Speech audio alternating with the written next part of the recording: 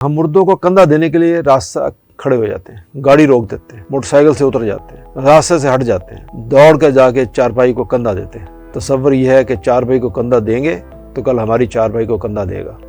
हम उस मुर्दे के एहतराम में हर कुछ कर गुजरते हैं जो कि हमें करना चाहिए। ठीक है, ठीक करते हैं, गलत नहीं करते, सही है। पर इसके बरक्स हम उन जिंदों के लिए ऐसा क्यों नहीं सोचते?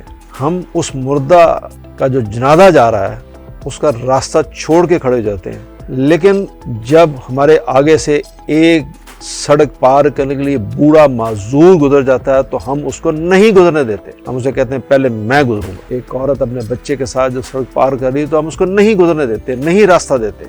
ये क्या रवैया है?